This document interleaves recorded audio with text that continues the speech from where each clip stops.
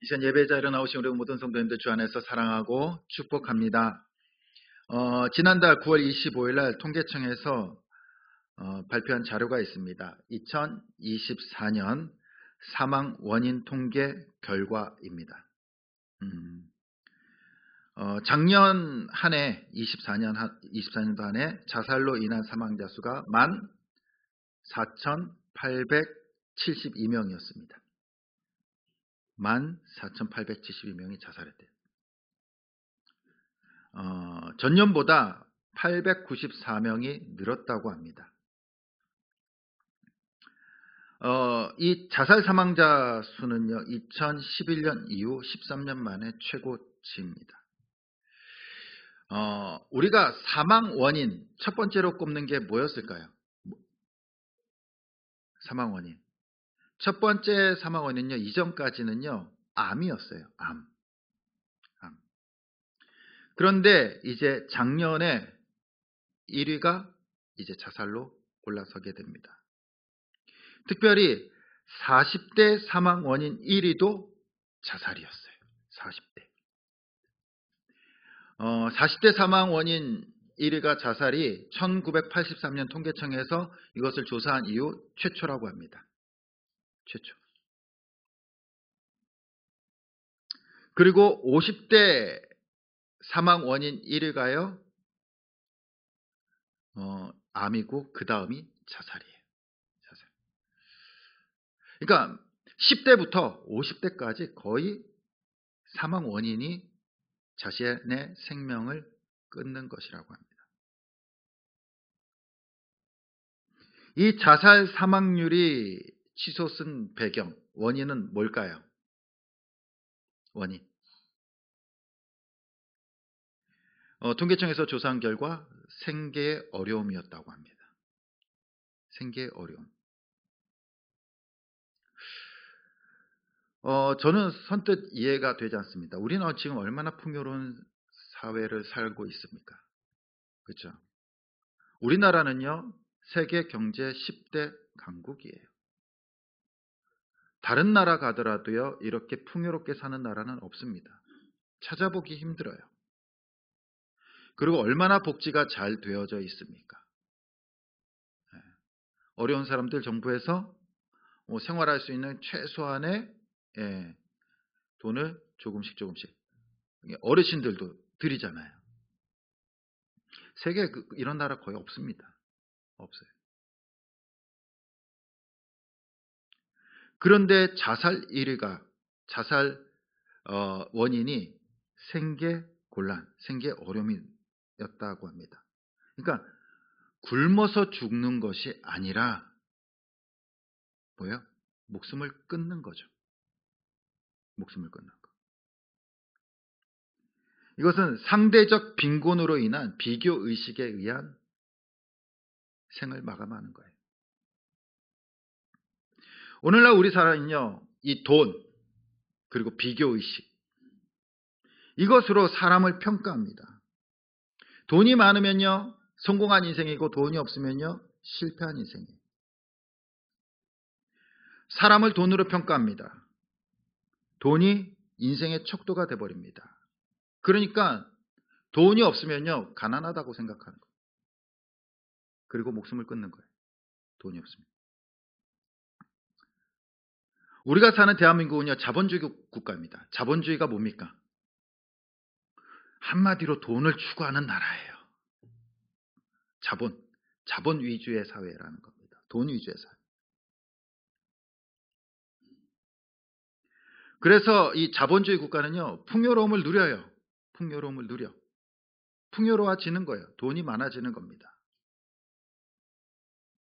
근데 돈에 의해서 사람이 좌지우지 되는 거예요. 돈이 사람의 가치를 결정합니다. 돈이 많은 부자는요, 훌륭한 사람이고, 돈이 없는 가난한 사람은 나보다 못한 사람.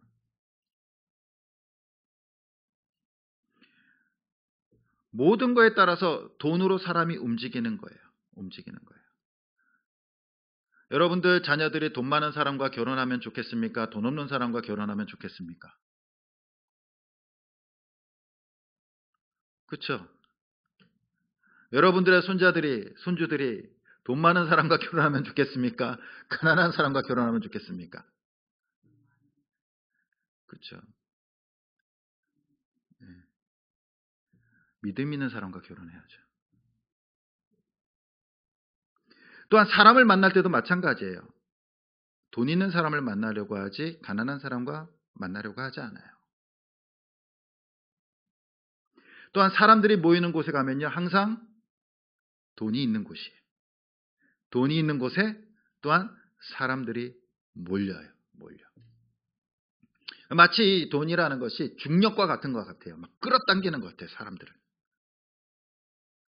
이것이 세상만 그럴까요?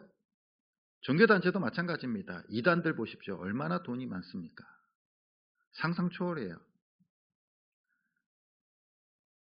이 교주들의 사생활은요, 재벌보다 더 풍요롭습니다. 또한 한때 이 교회 세습 문제로 교단이 시끄러웠죠. 교계가 시끄러웠습니다. 만약 교회에 빚이 많아요. 굉장히 재정적인 어려움을 겪습니다. 기정적인 어려움이요. 그러면요, 거기에다가 세습을 시킬까요? 안 시키죠. 안 시켜요.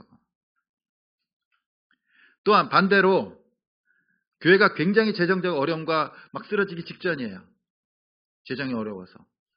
그때 담임 목사님 아들이 목사예요. 담임 목사님이 자기 아들을 다음 담임 목사로 세운다면 성도들이 반대할까요? 반대할까요? 안 해요. 거기에는 뭐가 깔려 있다라는 겁니까? 물질이라는 것이 깔려 있다라는 거예요. 물질이라는 것이. 그걸 빼버리면요, 어려워지는 거예요. 현실적으로 보면 돈이 부족해서 어려움을 겪는 교회들이 훨씬 많아요. 훨씬 많습니다. 또한 돈이 있는 곳에 문제가 발생할 수밖에 없어요. 발생할 수밖에 없어요. 그런데 성경은 뭐라고 얘기하냐면요, 돈이 나쁘다고 말할까요? 좋다고 말할까요? 돈이 나쁘다고 얘기하지 않아요. 뭐가 나쁜 겁니까? 돈을 사랑하는 인간이에요. 돈을 따라가고 돈을 쫓아가고 돈의 노예가 되어버린 인간이라는 겁니다. 사람이라는 거예요. 그래서 디모데전서 6장 10절에 보면 이렇게 말씀하십니다. 우리 같이 한번 읽어보겠습니다. 시작.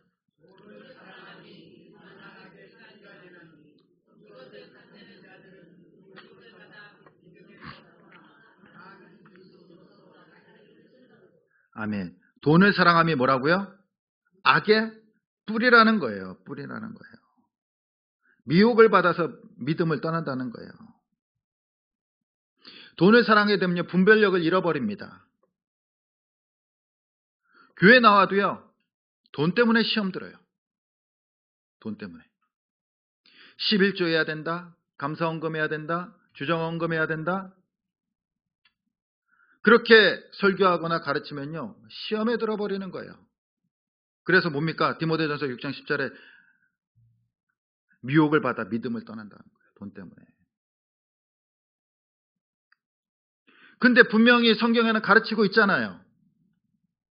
11조 해야 되는 것과 또한 주님 앞에 나올 때 빈손으로 나오지 않고 또한 감사의 예물을 드리는 것과 나와 있잖아요. 성경에 나와 있잖아요. 근데 성경을 가르치면 시험에 들어서 떠나는 거예요. 뭐 때문에? 돈 때문에. 돈 때문에. 도대체 돈이 뭐고 재물이 뭐기에 사람이 이렇게 마음을 빼앗기고 시험에 들고 하나님을 배신하고 떠납니까? 돈이 뭐길래? 이 돈, 재물이라는 것은요, 아람어로 만몬이라고 합니다. 만몬. 만몬은요, 그냥 재산, 재물, 돈, 뭐 소유 이런 것을 일컫는 말이에요. 말. 만몬. 거기에는 영혼도 없고요, 생명력도 없어요.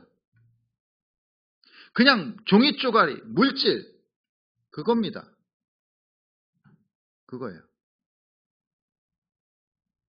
영적인 힘 있는 존재가 아니에요. 생명력 없는 물질에 불과합니다. 그런데 악한 영들은요, 그것을 가지고 우리를 유혹하는 거예요. 야, 돈 있어야지 성공해. 돈 있어야지 편안해. 돈 있어야지 네 노후가 잘 될 거야. 돈이 있으면 무엇이든지 할 수 있다라고 얘기하는 거예요. 돈이 있으면 무엇이든지 할 수 있다. 마치 전지전능한 것처럼. 돈이 있으면 행복해지는 거야. 돈이 이 세상에 전지전능한 신이 되어버렸어요.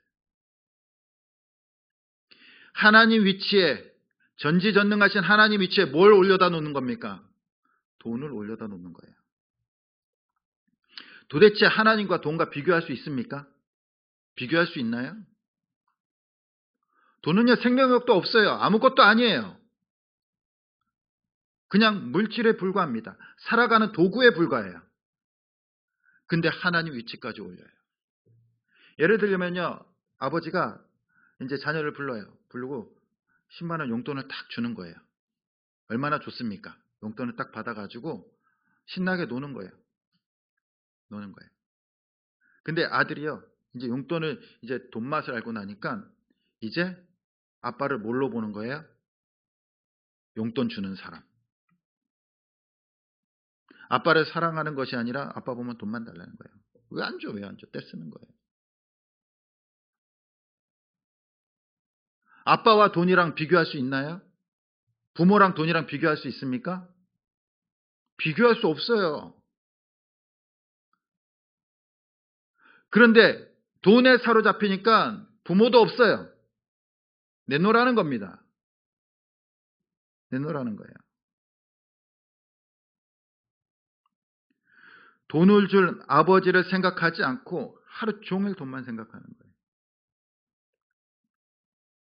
이거 얼마나 어리석습니까? 얼마나 어리석어요. 하나님께서 온 우주 만물을 창조하시고 우리에게 먹을 것과 입을 것과 모든 것을 다 주셨어요. 생명도 주셨어요. 근데 그 놀라운 하나님, 전지전능하신 하나님을 생각하는 것이 아니라 돈만 생각하고 다닌다. 마음에 하나님을 두지 않고 세상의 물질을 담고 살아가요. 그래서 오늘 말씀에 21절에 뭐라고 말씀하십니까? 우리 같이 한번 읽어보겠습니다. 시작. 보물이 있는 곳에 내 마음도 있느니라. 사람들은요, 모든 것을 허락하시고 심지어 돈을 주신 하나님 아버지를 기억하지 않고 돈을 신격화해서 살아가요. 돈을 돈으로 보지 않고 그 이상으로 보는 거예요. 그 이상으로. 뭔가 나의 꿈을 이루는 존재, 뭔가 나를 행복하게 해주는 존재, 뭔가 나를 성공하는 인생으로 만들어줄 존재로 보는 거예요. 그래서 하나님의 위에 두는 겁니다. 이것이 뭡니까? 우상숭배예요. 우상숭배. 지금은 내가 돈을 소유하고 있는 것 같지만, 돈을 소유하는 것 같지만 나중에는요, 돈이 나를 소유해요. 나를 끌고 가요. 나를. 돈의 노예가 되는 거예요. 내가 돈이 있는 곳으로 가고 있어요. 그러다 보면요, 진정한 자유함을 누리지 못합니다. 자유함을 누릴 수 없어요. 끌려다니는데, 돈 있는 곳으로 끌려다니는데 거기에 자유함이 있겠습니까?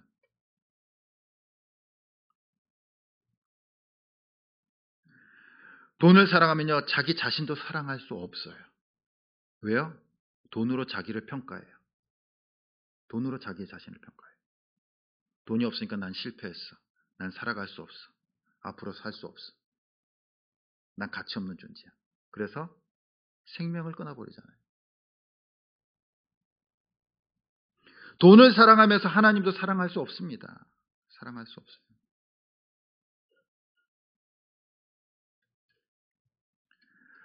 우리 사랑하는 성도님들의 삶은 어떠십니까? 끌려다니고 있나요? 내가 끌고 있나요?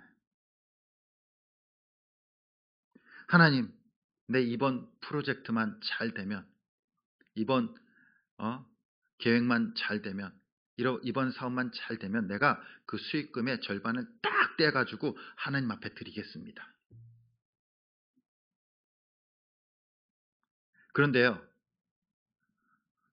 정말 절반을 떼어서 드린다면 너무나 믿음 좋을 것 같죠? 아니에요. 절반은 누구 거예요? 자기가 가지겠다는 거잖아요. 하나님께서 다 이루어 주시면요, 내가 절반은 드리고 절반은 내가 갖겠다는 거예요. 그건 뭐예요? 욕심이에요. 욕심이잖아요. 하나님 로또 당첨하게 해주시면요, 내가 절반은 헌금할게요. 절반은 헌금할게요. 뭐예요? 절반은 내가 쓸게요. 절반은 내가 쓸게요. 그냥 공짜로 달라는 거잖아요. 거기에 뭐가 깔려 있어요? 어떻게 보면 하나님 앞에 드린다는 교묘한 예, 야가 빠진 생각을 갖고 자기의 욕심을 채우는 거예요. 그럼 하나님께서 응답하실까요? 거기에 뭐가 들어가 있어요? 인간의 욕심이 들어가 있잖아요. 돈 버는데 하나님 이용하지 마십시오. 돈 버는데 하나님 이용하는 거 뭡니까? 아빠를 돈 주는 기계로 보는 거예요. 그래서 오늘 예수님께서 분명히 경고하고 말씀하십니다. 24절 말씀입니다. 우리 같이 한번 읽어보겠습니다. 시작.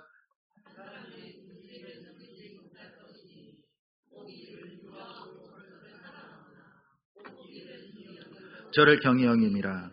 너희가 하나님과 재물을 겸하여 섬기지 못하느니라. 아멘. 한 사람이 두 주인을 섬길 수 없다라는 겁니다. 신앙생활이라는 건 뭡니까? 하나님을 사랑하는 거예요. 하나님을 사랑하는 거. 우리 사랑하는 성도님들, 만약에 여러분들의 배우자나 또한 뭐 남자친구나 여자친구가 양다리를 걸쳤다라고 생각해 보십시오. 두 집 살림을 해요. 두 집 살림을. 어떻게 하시겠습니까? 뭐 그럴 수 있어. 그럴 겁니까? 여러분들의 남편과 아내가 두 집 살림이에요. 그럴 수 있어. 난 이해한다 하시는 분 손들 한번. 나 이해한다. 어떻게 해야 돼요? 당장 헤어져야죠.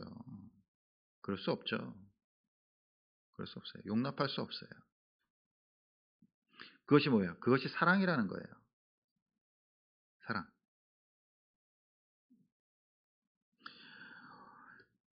사랑에는 양다리가 없어요. 양다리가. 사랑은 양다리 걸치는 것이 아니에요. 그래서 오늘 예수님께서 말씀하시는 건 뭡니까? 세상과 하나님, 돈과 하나님 양다리 걸치지 말라라는 겁니다. 두 주인을 섬기지 말라라는 거예요. 돈과 하나님을 겸하여 섬기지 말라라는 겁니다. 거기에는 우리의 결단이 필요해요. 결단이. 돈 때문에 어려움을 겪어본 사람들은 잘 아실 겁니다. 우리 어르신들은 돈 때문에 어려움들 많이 겪어보셨을 거예요. 생활에 어려움이 있어. 먹고 싶은 거 못 먹습니다. 입고 싶은 거 못 입어요. 내가 하고 싶은 거 못 해요. 또 때로는 자존심도 상합니다. 자존심도 상해요. 생활이 불편해지고요. 또한 사람들 눈치도 봐요. 눈치도 보게 돼요. 어디 모임 자리 가면은 눈치 보는 거예요. 어디 좋은 데 가자 그러면 거기 뭐 별로 안 좋다고 가지 말자고. 또 밥값 내면은 다들 여유 있게 내는데 막 낼까 말까 고민하고 눈치 보는 겁니다. 자신감도 떨어지는 거예요. 자신감도.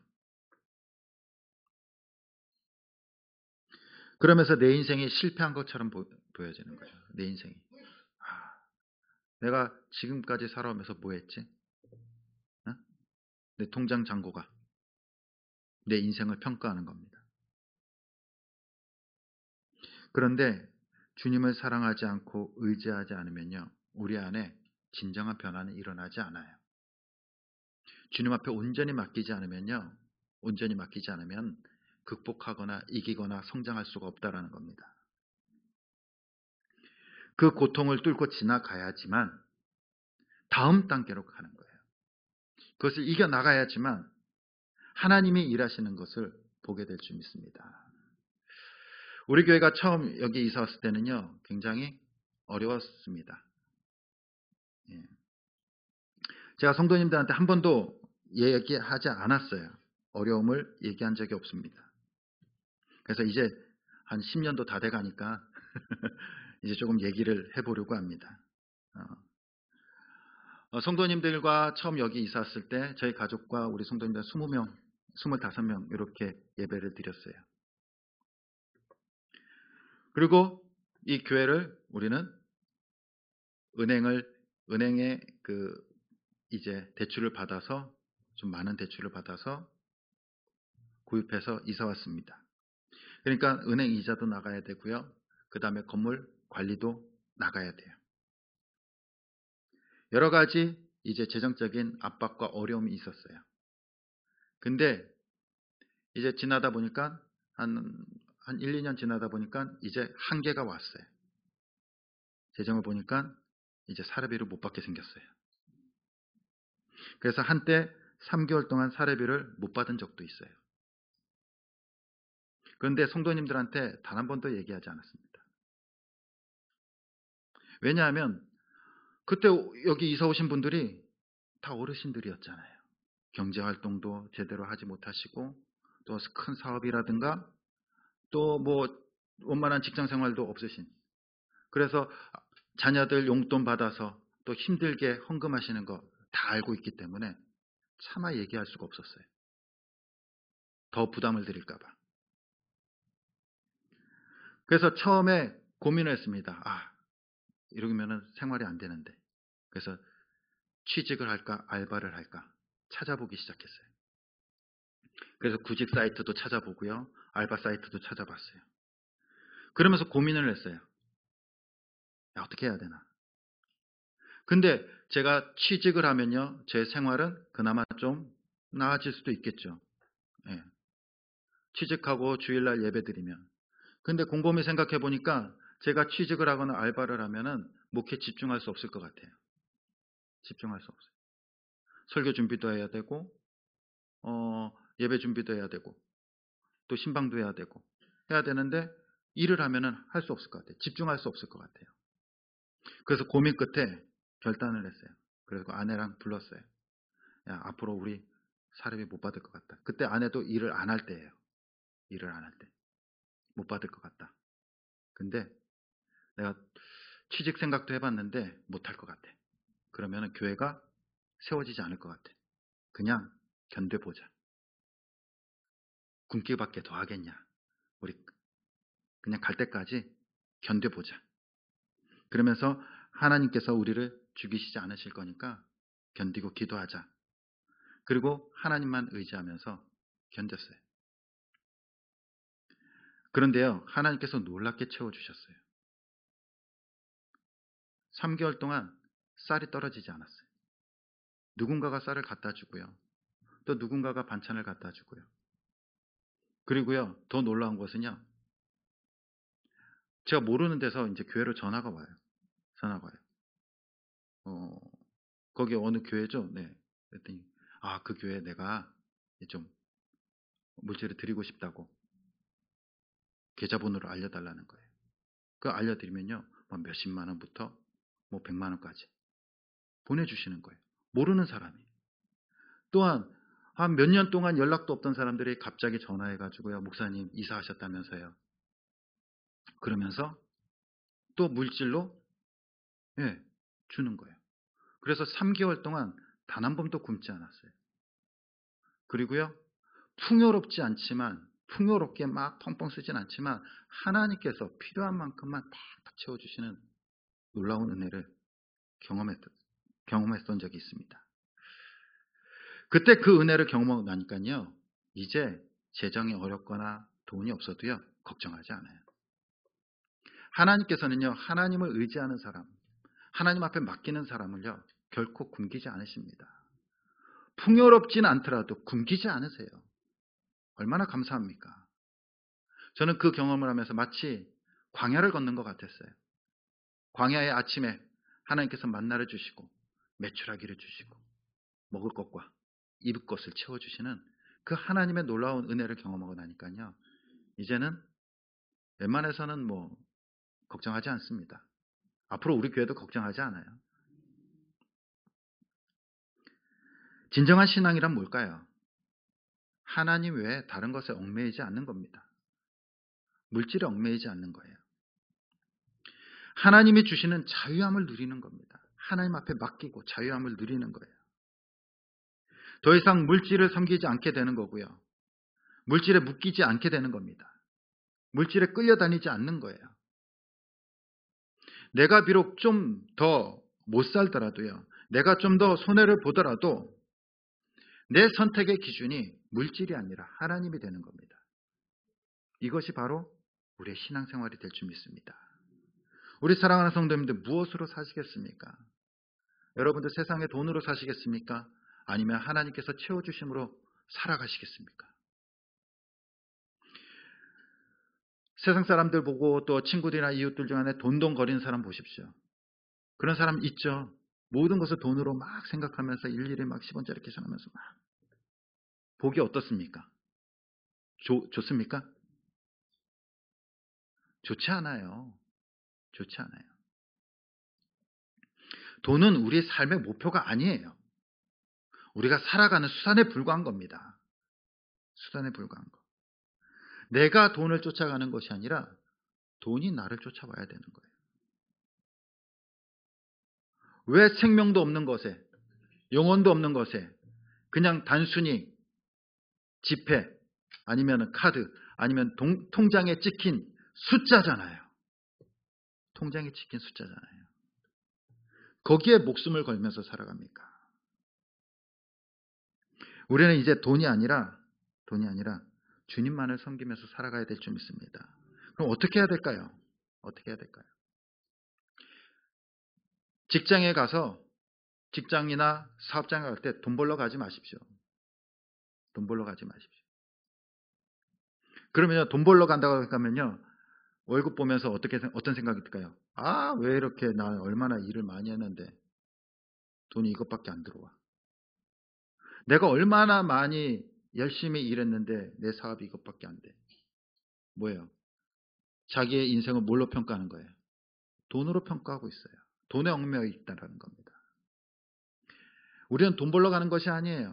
우리 직장이나 사업장에 하나님의 일을 하러 가는 겁니다. 하나님께서 맡겨주신 직장, 내가 거기서 충성을 다하는 거예요.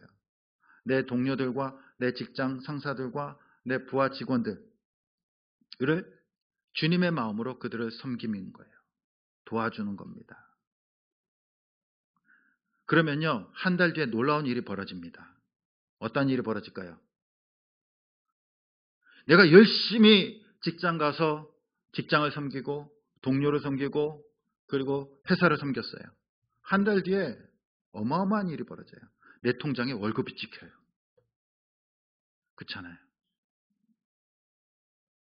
내가 열심히 하나님의 일을 했더니 내 통장에 찍혀요. 그러면 그걸 보면 어떻게 감사하지 않을까요? 감사하지 않을까요? 우리는 똑같은 일상생활을 하지만 직장에 가서 일을 하고 사업장에 가서 일을 하고 매일매일 똑같은 일을 하지만 우리의 마음을 어디에 두느냐에 따라서 우리의 삶이 달라지는 겁니다. 돈 벌러 가는 사람은요, 자유함이 없어요. 자유함이 없어. 그걸로 자기를 평가합니다. 자기 하루하루를 평가하는 거예요. 짜증만 늘어나는 겁니다. 그러나 하나님의 일을 하러 가는 사람들은요, 거기에 자유함이 있어요. 자유함이. 기쁨이 있다라는 겁니다. 삶이 완전 자체가 달라요. 우리 사랑하는 성도님들은 어떠한 삶을 사시겠습니까? 노예로 사시겠습니까? 자유인으로 사시겠습니까? 신앙생활은 하나님 앞에 나와서 우리가 예배드리고 헌금하고 또 우리의 소원을 확보하고 안전을 확보하고 돌아가는 것이 아니에요. 내가 예배드렸으니까 하나님께서 일주일 나를 안전하게 지켜주실 거야. 내가 기도했으니까 하나님께서 내 기도를 들어주실 거야. 그것을 갖고 돌아가는 것이 아닙니다. 하나님께서 원하시는 것은 뭡니까? 하나님을 사랑하는 거예요. 두 주인을 섬기지 않는 겁니다. 오직 하나님을 의지하고 하나님 앞에 모든 것을 맡기고 그리고 그 말씀을 붙들고 세상 가운데 견디면서 싸우면서 살아가는 거예요.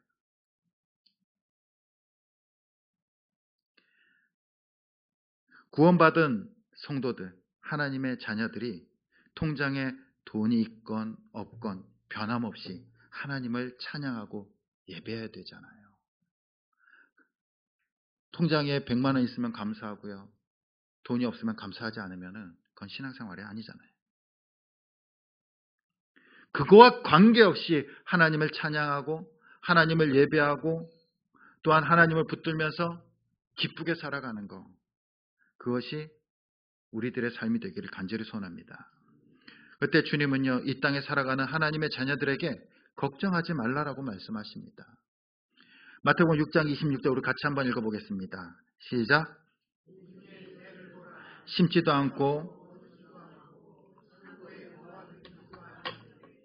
너희 하늘 아버지께서 기르시나니 너희는 이것들보다 귀하지 아니하냐. 아멘. 새들보다 귀하고요. 이 세상에 어떤 것보다 귀한 것이 저와 여러분들입니다. 하나님께서 굶기시지 않고요. 하나님께서 버리시지 않으세요. 하나님께서 책임지십니다. 우리 성도님들의 자녀도 하나님께서 책임지시고요. 성도님들의 하루도 하나님께서 책임지시고요. 성도님들의 미래, 노후도 하나님께서 책임지실 줄 믿습니다. 근데 하나님께서 책임지시려면요, 맡겨야죠. 맡겨야죠.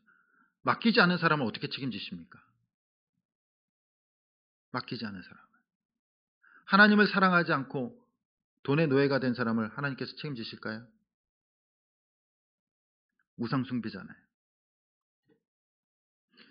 돈을 쫓느라 이제 더 이상 우왕좌왕 하시지 마시기 바랍니다. 돈을 섬기지 마십시오. 거기에는 생명도 없고 능력도 없어요.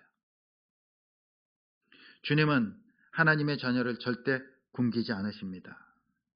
이제 세상의 돈, 물질을 넘어 하나님의 자녀로 살아가기를, 그리고 이러한 결단을 할 수 있기를 간절히 소원합니다. 참된 신앙은요, 이것에서 벗어나 자유함을 누리는 거예요. 묶이지 않는 겁니다. 세상의 어떤 우상에서 벗어나 하나님 앞에서 자유함을 누리는 겁니다. 쫓기지 않는 거예요. 우리 사랑하는 성도님들, 이제까지 돈 때문에 지긋지긋하지 않으셨나요? 지긋지긋하지 않으셨나요? 이제는 결단할 수 있기 바랍니다. 돈에서 벗어나 그것도 하나님 앞에 맡기고요. 모든 것을 주님 앞에 맡기고 의지할 때 하나님께서 우리에게 참된 자유함을 주실 줄 믿습니다. 그리고 그 은혜를 누릴 수 있는 저와 여러분들 될 수 있기를 간절히 주님의 이름으로 축원드립니다. 우리 다 같이 찬양하고 기도하시겠습니다.